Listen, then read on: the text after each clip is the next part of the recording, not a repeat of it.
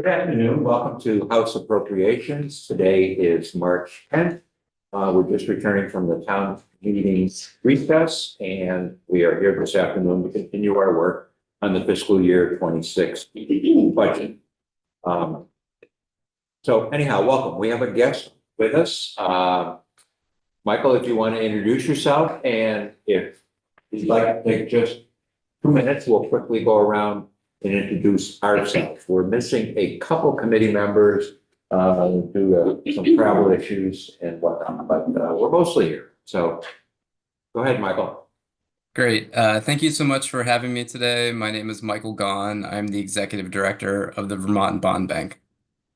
Great. So Hello, Michael. My name is Dave Iacovoni from Morrisville, and I represent the Lamoille, Washington district. Greetings.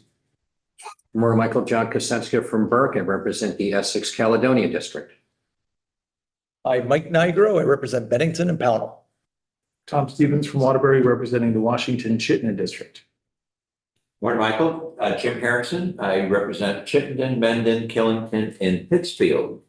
And I'm just filling in for our chair, who's going to be just a couple minutes late, Robin Chai. And hi, I'm Tiff Bloomley from Burlington. Hi there. Nice to see you, Tiff. I'm right up the street from you, I believe, on South Winooski currently. Well, there you are. We'll have to talk. This is a funny thing. I just need to unpause Bluey for a sick child. I'll be right back. I'm so sorry. Something you said, Trevor? Okay, many apologies. Trevor Squirrel, Jericho and Underhill. And Wayne Lewis, Berkshire, Franklin, Highgate, Richford. And momentarily missing, although I don't know if they're going to join us, be able to join us online when they get around us, no? Not right now. Okay, Mike Marucci from Putney and Lynn Dickinson from St. Albans. So thank you for joining us. As you probably know, we heard some initial testimony last week from the treasurer and from the commissioner of housing about infrastructure loans done through the bond bank. This isn't something we deal with every day, so we thought you might be a good person to help us better understand the concept and how it works. Great. And I was able to watch the testimony, so I felt very loved in terms of providing some answers. So if it's okay with you, I thought I'd just share my screen and I have some materials to present. If that works, I can go that way. Yes, I Okay, think it great. does. We also have, which is probably your presentation as a handout. Yeah, I'm happy to either talk through it or share a screen, whatever would be comfortable for the committee. Screen's fine. Okay. So I've been at the bond bank about 7 years. My background is in public finance, and I think this is my first time presenting this committee. So I did want to take, a minute and a half here to tell you all a little bit more about the bond bank. For a long time, I sort of considered us one of the best kept secrets in the state, but I think we've been doing good work and the secret's out, so to speak. But really, our work kind of falls into three broad buckets. We were the first bond bank in the country, created by you all in 1970. Have a 5-member board with 4 appointed by the governor and 1 serving ex officio, which is the state treasurer. Our primary role is to provide access to and low-cost capital for units of government around the state. And fast forward 50 years, and we work with just about every community in the state, other than the city of Burlington, who maintains their own credit rating, and other than its work in the Clean Water and Drinking Water SRF, which we're involved with finances on their own. And I think the treasurer mentioned this when he was in. But we were formed really following school construction in the late 60s and early 70s. The schools that were being built at that time were financed with short-term notes from local banks, and the local banks were not able to, different banking regulatory environment, were not able to provide the long-term capital, although they were providing short-term capital, and there's some vestigial parts of the statute that speak to that, like the fact that you can roll over a bond anticipation note for up to 10 years. And so the bond bank was really formed to alleviate that capital crunch. And that core program is the majority of what we do even today. And really, that's what we call our pooled loan program. So what we do is that we pool loans together twice a year. We just completed our winter pooled loan of financing. Pool loans together, issue bonds in the wider markets. Those are tax exempt bonds. Those bonds that we issue are credit enhanced by the state of Vermont through two means that we can discuss. But the bottom line is we get a great credit rating of AA plus, AA2, and we pass along that cost of capital when we issue those bonds to our borrowers without markup, minor adjustments for purposes of cash flow, but really they're effectively getting a AA plus rate, and that could be Putney or that could be South Burlington. There's a tremendous amount of equity built in that system that's really terrific, and is the reason I'm sitting here talking to you today, because it's such an amazing model and has been copied widely among about 14 other states around the country. So we did that for the majority of our history until the 90s, and then we became the financial administrator of the state's SRF program, so that provides clean water and drinking water infrastructure dollars. It's a match program with the EPA and the state of Vermont. Department of Environmental Conservation does the programmatic review side of that, and then we manage the cash balances, and the loans are actually in the bond bank's name. I should have mentioned the pooled loan program sits around 650 million or so. Today, the SRF work is around 240 million. And then that was kind of what we did up until about 3 years ago when we started looking at other programs. There's a lot of activity out of DC. The bond bank has a lot of expertise in managing federal programmatic requirements, distilling them down to something that's bite-sized for local communities, and managing some of the more technical compliance-related aspects of federal programs. And so our first foray into that, well, we started doing a lot of investigation, but our first real program outside of the two I described was our flood relief program in we signed the loan, we announced it in 2023 and made the loans in early 24. And to date, we've made about $19 million worth of loans for flood impacted communities to help bridge FEMA reimbursements. And that's proven to be extremely important and impactful. Then we also last year launched our energy efficiency renewable energy program. We secured a $40 million loan from USDA at 0% that we will relend to local communities for related investments, around 2% or so. And then we also received a grant last year from Department of Environmental Conservation for just under $7 million to help with small water system capacity issues. We're both lending that out to bridge FEMA reimbursements for water and wastewater systems, as well as providing grants. So just to give you a sense of the breadth of our activity. And then fast forward to today, we're always here to help out. One of our goals as an organization is to be a model state partner, and this is certainly no exception. We sit on the front lines of a lot of infrastructure conversations around the state. So happy to, we think there's a lot of promise in this initiative, the Vermont Sustainable Infrastructure Fund. So before I move on to that specifically, any questions on our operations or the bond bank more generally? Not seeing any. Go ahead, Mike. Okay, thanks. And there's on page 3 here, just a sense of scale for our programs.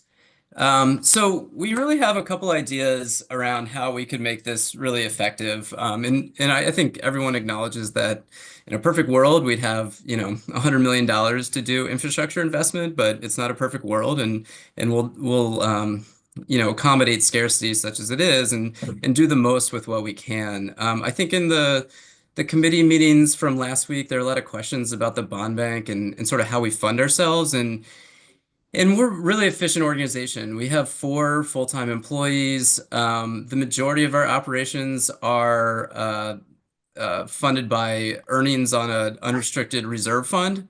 That unrestricted reserve fund is a key component of our credit for our pooled loan program that I described, but it also provides supplemental income for us so that we can pay our salaries.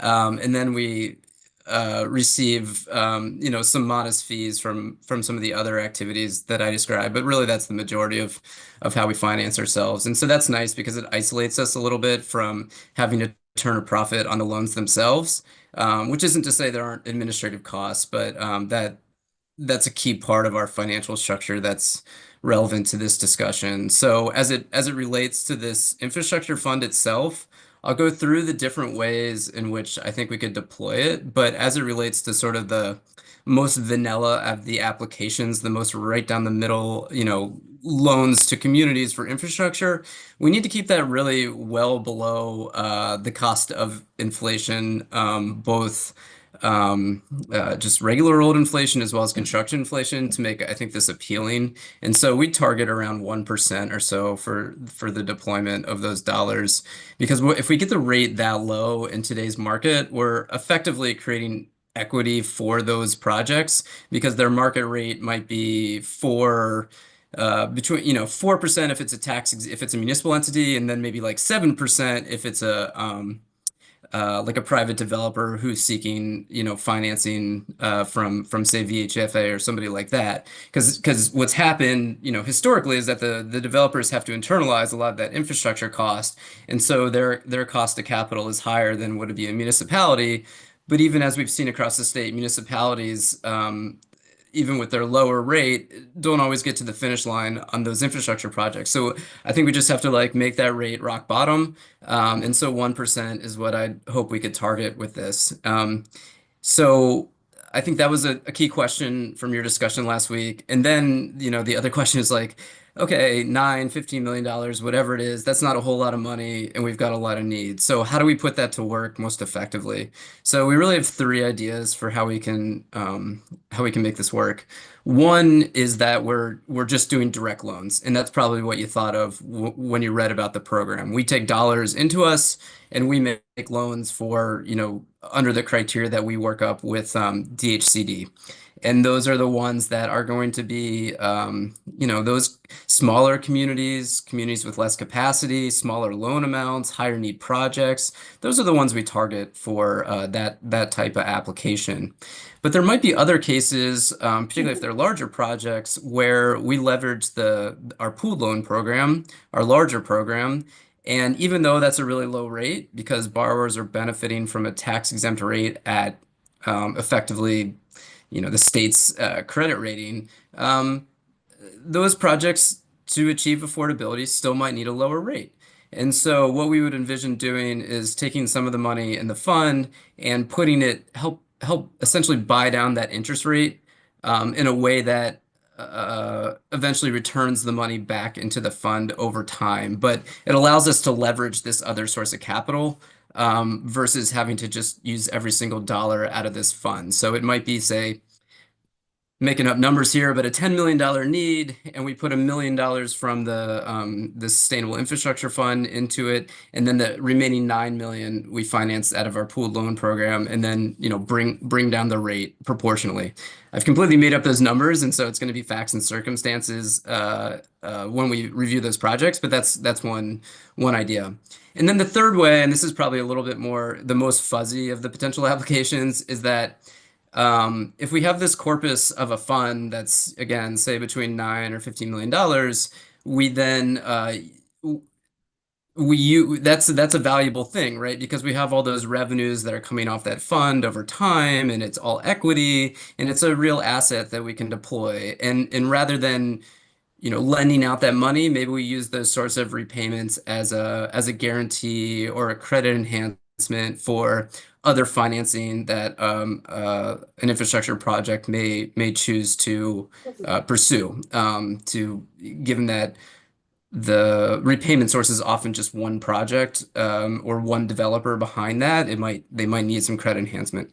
So those are the sort of three applications in which we see this fund being deployed. And again, even though it's a small amount, like that doesn't mean it's not highly impactful. We heard from a few weeks ago, there was some testimony in House General and Housing from former Mayor Weinberger and David White at White and Burke.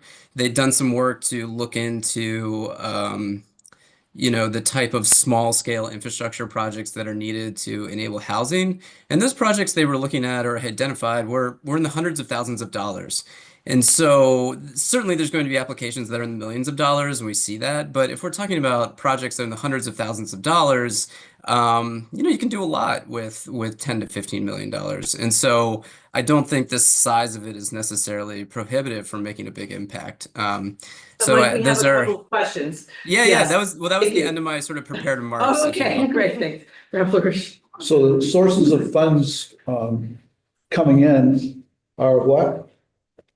Obviously interest, but how does money come into the fund other than returning from loans that you've made?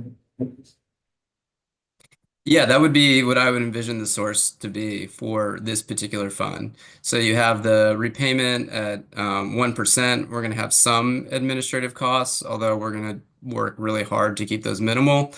We will have, to the extent those funds are sitting there, we're good about treasury management, and we will reinvest the funds to try and grow the corpus of the fund.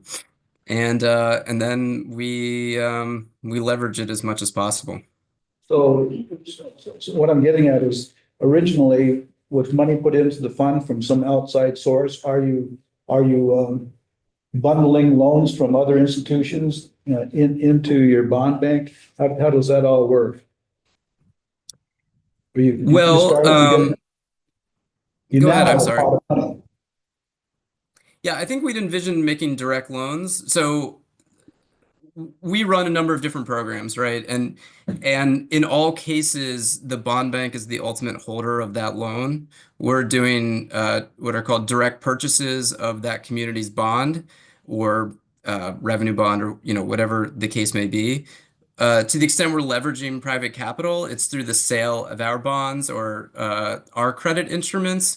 And so we are, in fact, leveraging tons of capital because compared to we've got very good collateral in terms of the repayment sources from our municipalities, but we leverage those, in the pooled loan program, we've got like a ratio of like 5% equity to 95% debt because the collateral is so good and there's credit enhancement from the state. So when the bond bank issues debt, that's what our private investors, that's what our leverage see.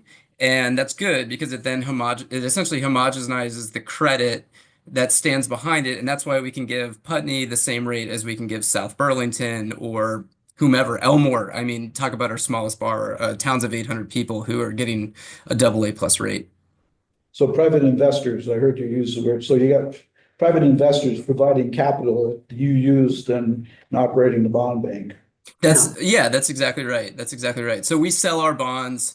Vermonters buy them, individual Vermonters buy them, institutions buy them, Travelers Insurance buys us, and then we take that money and make loans to units of government. And we've also worked with like the local banks, like Northfield, for example, in figuring out ways to leverage private capital. But in all cases, we're doing the work of managing, a bond offering that might have 20 loans behind it, and that's like a unique skill set we have to close 20 loans at one time and use those as collateral for debt that we issue.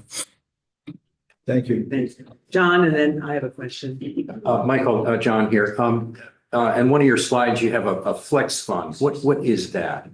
Is that a new fund? Yeah, that was we use that for program development. So when this energy efficiency renewable energy program that I mentioned, that is really sponsored by this new USDA loan we got. But before we got the USDA loan, we wanted to figure out how it worked. So we have a small amount of money where we essentially experiment diligently with, all of our lending, underwriting standards applied to it. But that's what that is. And is that something that you're adding to over time, or is it just pretty much it's there to have gotten you Yeah, started. think about it like working capital for new program development. It's a fairly small amount, and we kind of like test things out and then figure out larger sources to I suppose fully launch the program. Great, thank you.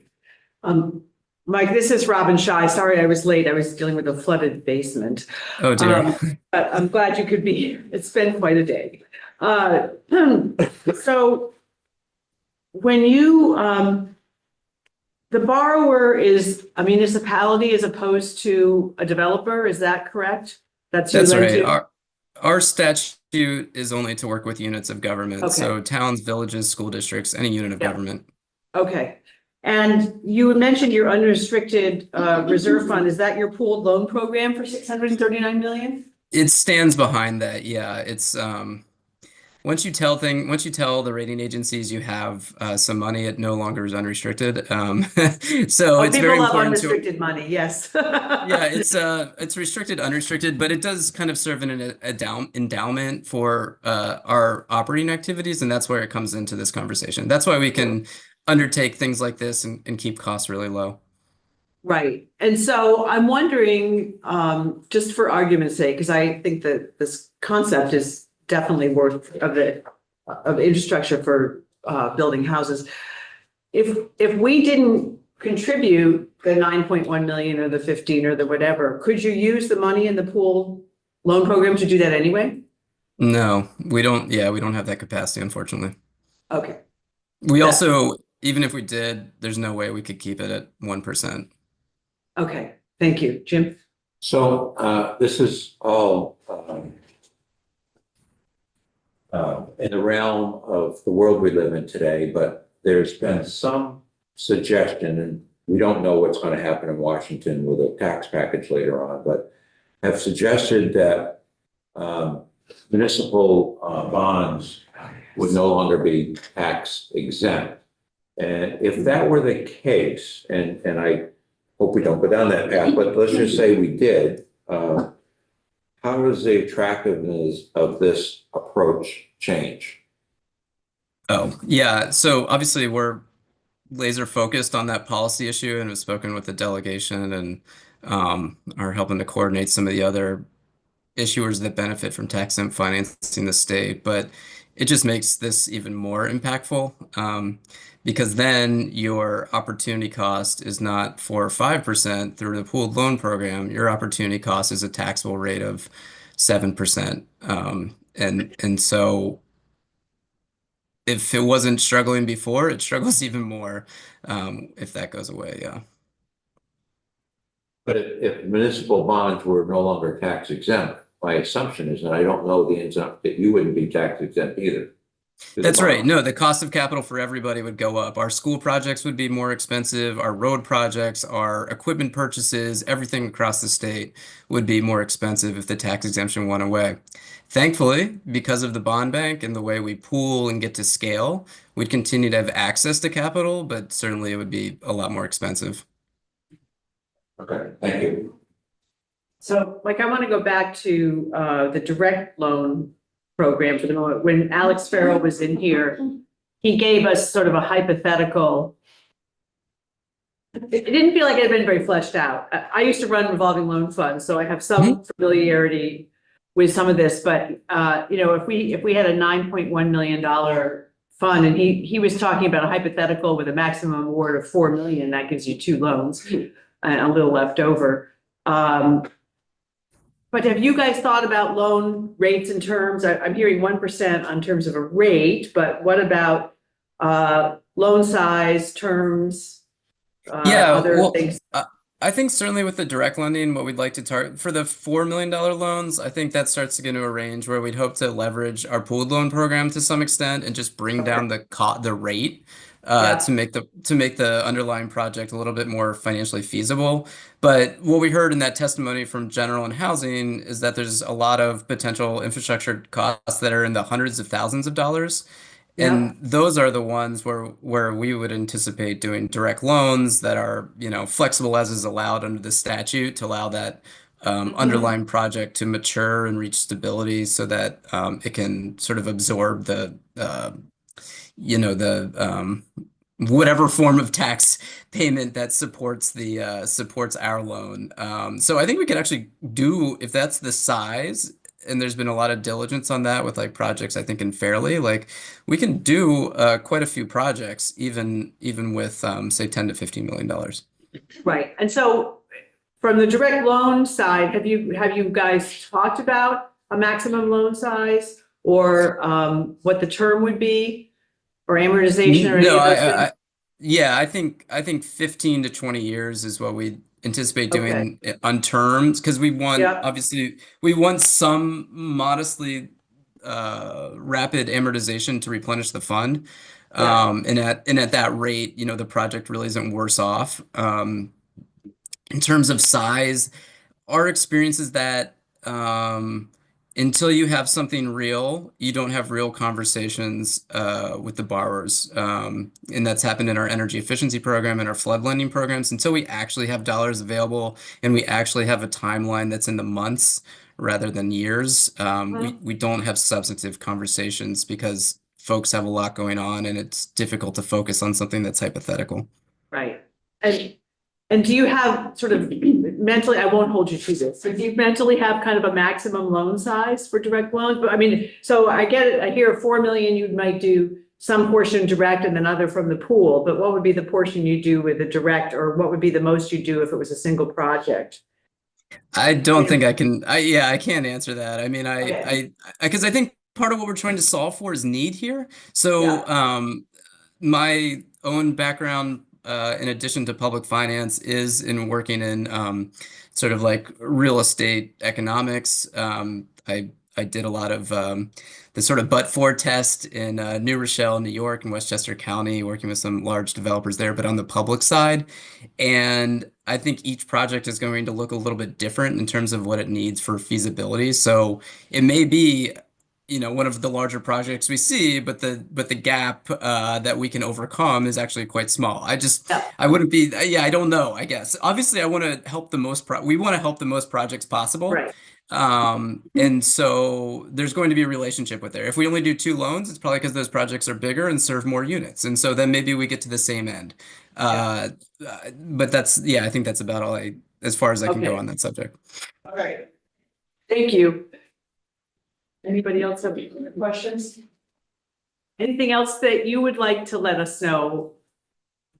I think we covered it the last slide in the deck here on page 5 does give an example of how we've used multiple, we've like gotten a lot of leverage out of this case study, but it is an example from Charlotte and how we use our pooled loan program for the majority of the project's financing need, and then our specialized energy efficiency and renewable lending program help complete the project financing with just a little bit. So you see there about $1.5 million from our pooled loan program, and then just under $300,000 from our specialty lending program. And so we have just expertise in how we can sort of blend these things together, which I think is going to be very applicable for this program. Because we might see SRF, pooled loan program, and the Sustainable Infrastructure Fund all in the same project. Sure, that makes sense. Okay. Any last questions? No. Thank you so much for making the time. I know you have a 2 o'clock hard stop and it's 2 o'clock. Yeah, thank you so much. I look forward to seeing you all in person soon. Okay, take care. Thanks. Bye-bye. Bye-bye. Maybe let's